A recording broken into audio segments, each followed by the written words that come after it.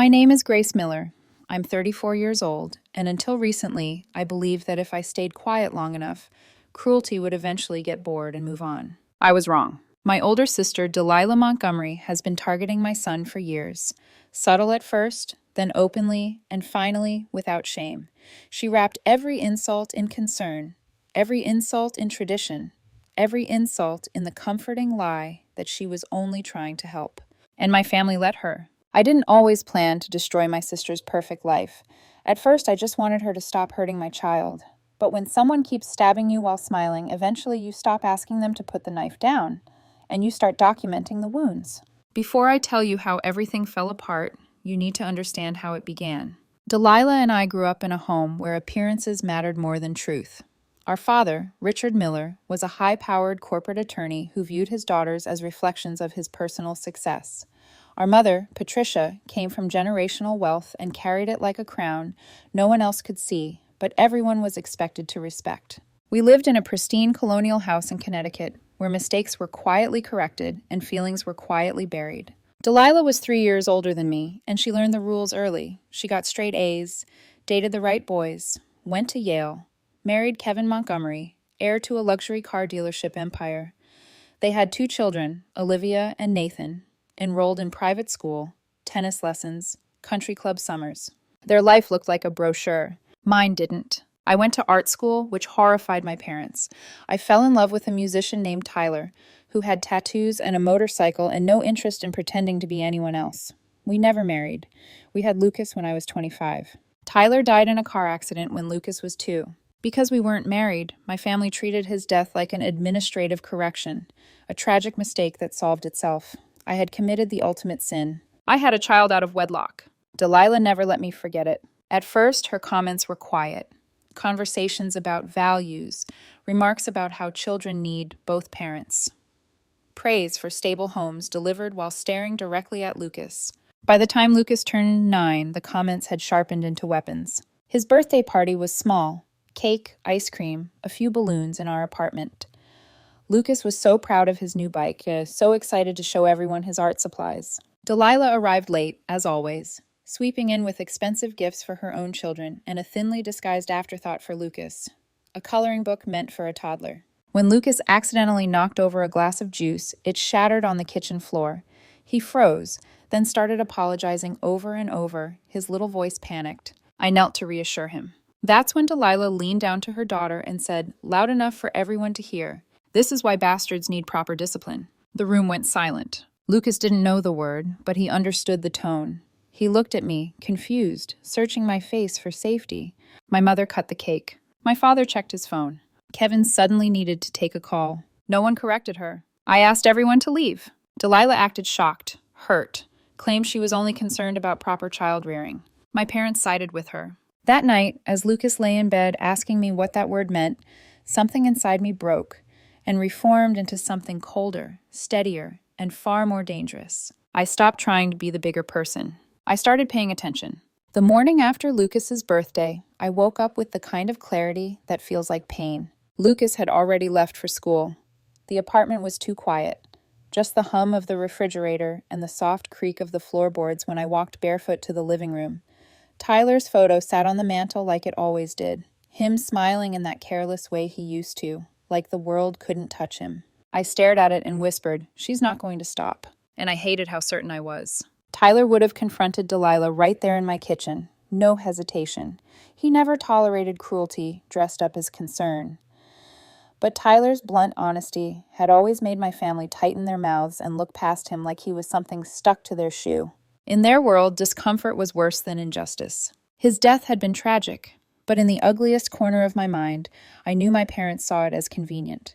One less complication, one less stain on the family image. I thought about calling Delilah, demanding an apology. I even pictured it, her sighing dramatically, telling me I was overreacting.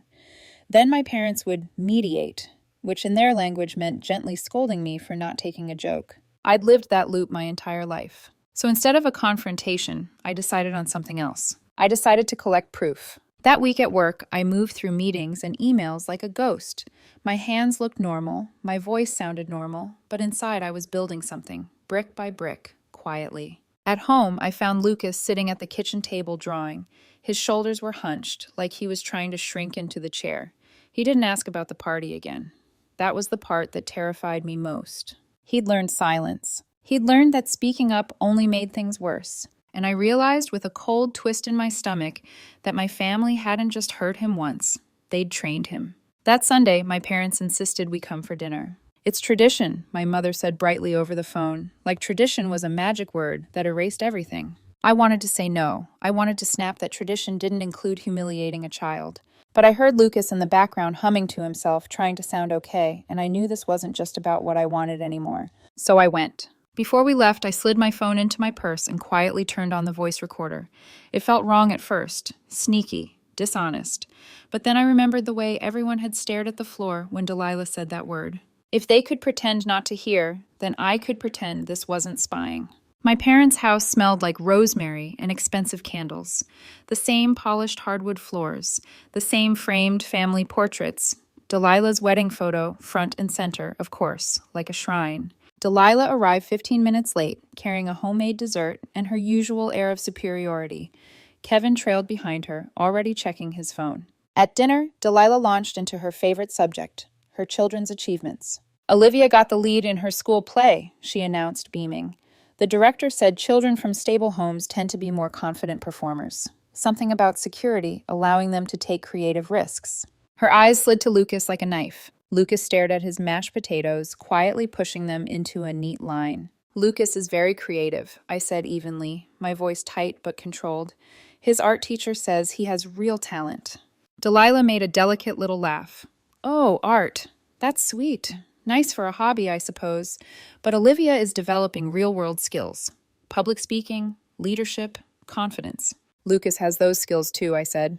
Delilah tilted her head. "Does he? I wouldn't know. He barely speaks at these dinners." My father cleared his throat and shifted the conversation to one of his cases. My mother busied herself with refilling water glasses like she hadn't heard a thing. And just like that, it passed. Except this time it didn't disappear into the void. It stayed on my recording. It stayed in my notes. And when I got home and listened to it again, alone in the dark, my hands shook. Not with fear, but with something steadier. Rage finally given structure. Over the next 2 months, I became methodical. Every family gathering, my phone recorded. Every text message from Delilah was screenshotted and saved. Every concerned remark about traditional values went into a journal with dates and details. I wasn't just a mother anymore. I was building a case. But while I was documenting Delilah's cruelty, something else began to catch my attention. Kevin. From the outside, Kevin and Delilah looked like the ideal couple. Country club perfection, glossy smiles. But when you start looking closely at someone's perfect facade, you notice the cracks. Kevin checked his phone constantly. Not casual scrolling, furtive, quick glances, like his life was happening somewhere else. Delilah snapped at him over small things, her voice sharper than she meant it to be. They claimed they slept in separate bedrooms because Kevin snored. But I'd started paying attention. At Thanksgiving, Kevin disappeared 3 times to take calls. Each time Delilah's jaw tightened a little more. When he came back from the 3rd call, she asked sweetly, "Important business on a holiday?" "Just the dealership," he said quickly. "You know how it is." "I do know how it is," Delilah replied, her tone sugar-coated but edged with something raw. Later, while helping clear dishes, I heard them arguing in the hallway. Kevin's voice low and defensive. Delilah accusing him of being distant, checked out, distracted. He shot back that she was controlling, impossible to please. Their voices rose, then dropped instantly when they realized someone might hear. When they returned to the living room, they were smiling again. Perfect couple. But I'd seen behind the curtain, and now I couldn't unsee it. Around that time, Lucas started therapy. Not because he was acting out, not because he was failing school, because I realized I'd been asking him to survive something no child should have to survive. His therapist, Dr. Angela Morrison, was gentle but direct. Lucas liked her immediately. He talked about his drawings, his friends, the way he missed his dad sometimes in small, quiet bursts. After one session, Dr. Morrison asked to speak with me privately. "Lucas is doing well," she said, "but he's internalizing more than you might realize." I swallowed. "What do you mean?" "He apologizes excessively," she said carefully. "He assumes blame for other people's reactions. He makes himself smaller when he thinks he's upset someone." My throat tightened because I knew exactly where that came from. "He thinks speaking up causes problems for you," she continued, "so he stays quiet." The shame hit me like a punch. All this time, I'd told myself I was protecting him by keeping family connections intact, by modeling patience, forgiveness, maturity. But what I'd actually taught him was this: your pain is less important than their comfort. What should I do? I whispered. Dr. Morrison didn't hesitate. That depends on what you want him to learn. Right now, he's learning that tolerating mistreatment is the price of belonging. I drove home in silence. When I pulled into the parking lot, I sat in my car for a full minute, hands gripping the steering wheel, breathing like I'd run a race. Because I knew then, absolutely knew, that this couldn't continue. But I also knew something else. A private confrontation wouldn't work. Delilah would deny. Kevin would deflect. My parents would smooth it over. It would all vanish into the family's favorite lie. We don't talk about that. No. If I wanted it to stop, I needed to make it impossible to ignore. That's when I called my old friend from art school, Jasmine Carter, the one who'd always been sharp-eyed and fearless, who now worked in private investigation. We met at a small cafe downtown, far from anywhere my family would ever step foot. Jasmine walked in wearing a plain jacket and the kind of calm that made you feel like she'd already noticed every exit, every camera, every person who might be listening. She took one look at my face and said, "Okay, tell me everything." So I did. When I finished, she leaned back and exhaled slowly. "You want me to look into Kevin," she said. "Yes," I replied, even though my stomach twisted. "I need to know if there's something there, and I need proof." Jasmine studied me. "This might take time. If he's careful, it'll take patience." I nodded. "I have time." And as I said it, I realized it was true, because for the first time in my life, I wasn't waiting for Delilah to change. I was waiting for the moment she couldn't hide anymore, and that moment was coming. I could feel it, like thunder building under the skin of the sky. Waiting became a discipline. Once Jasmine started digging into Kevin's life, I learned how to move through my days with two versions of myself. There was the mother who packed lunches, attended parent-teacher conferences, and listened to Lucas chatter about his latest drawing obsession.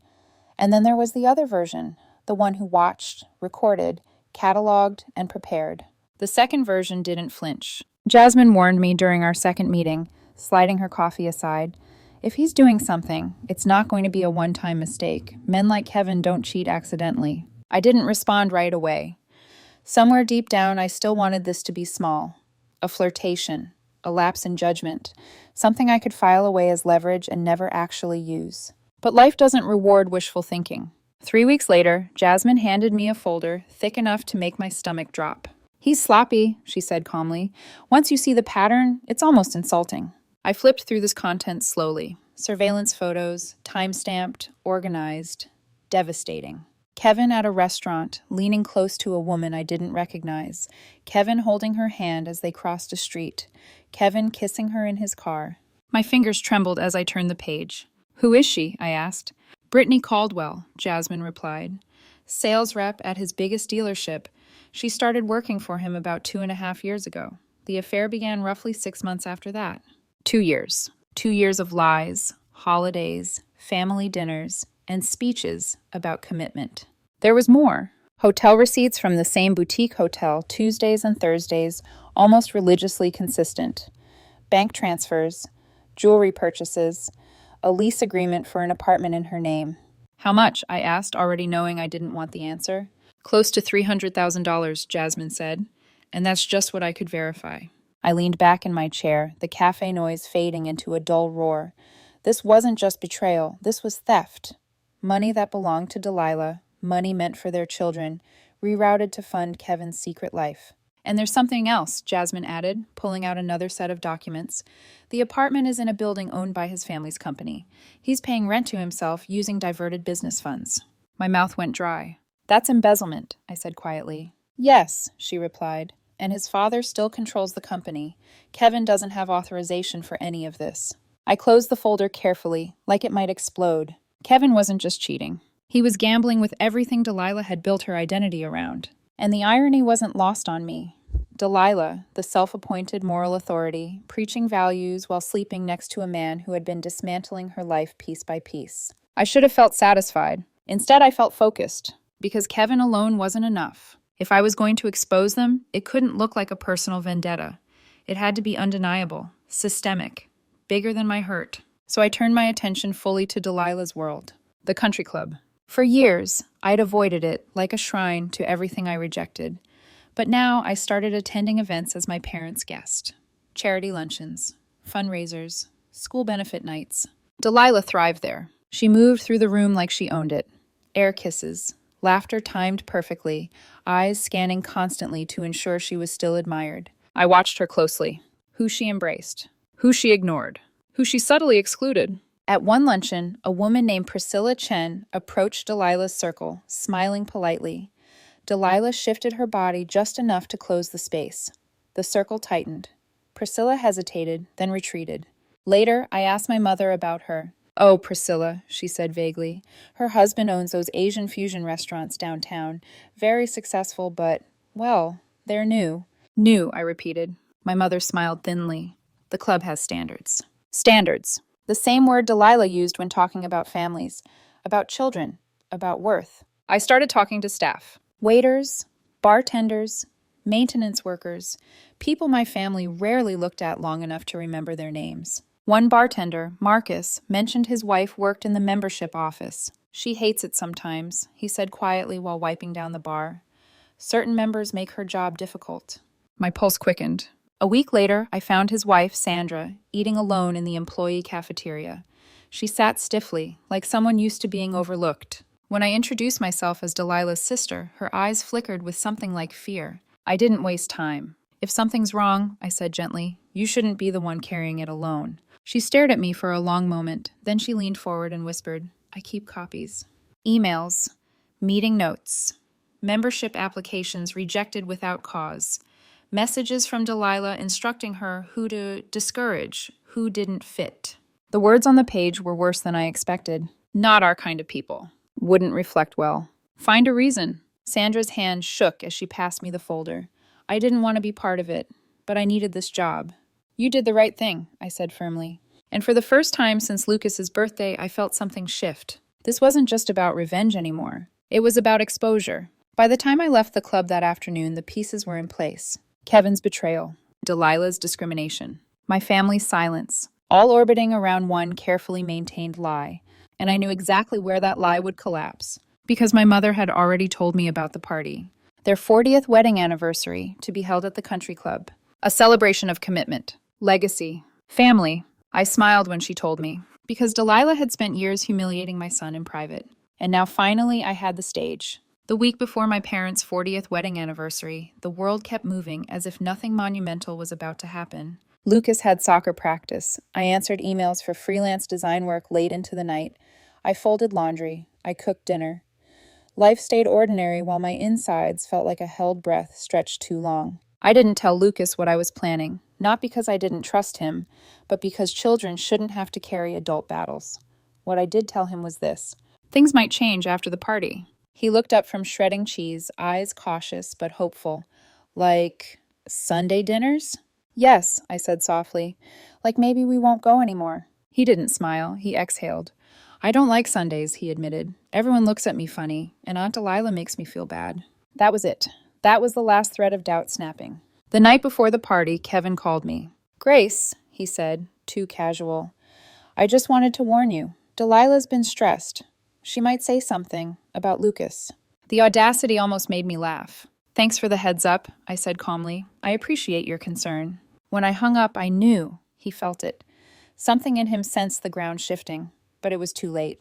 The country club looked like a wedding magazine exploded inside it. 200 guests, live band, champagne towers, silver and gold everywhere. My parents sat glowing at the head table, smiling like nothing ugly had ever touched them. Delilah arrived in designer perfection. Kevin at her side, Olivia and Nathan immaculate. Lucas squeezed my hand. "I'm right here," I whispered, "no matter what."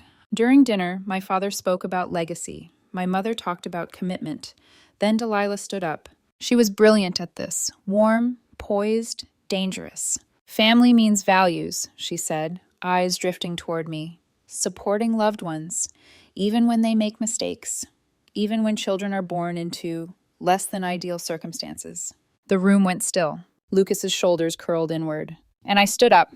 "You're right, Delilah," I said clearly. "Families should support each other, and they should tell the truth." I connected my phone to the projector. The first photo appeared. Kevin, Brittany, his hand on her back. Gasps rippled through the room. "Kevin," I said calmly, Would you like to explain who Brittany Caldwell is? The photos kept coming. Hotel receipts, bank transfers. Nearly $300,000, I continued, diverted from the family business, embezzlement. Kevin went pale. My father stood up, shaking. Grace, stop this.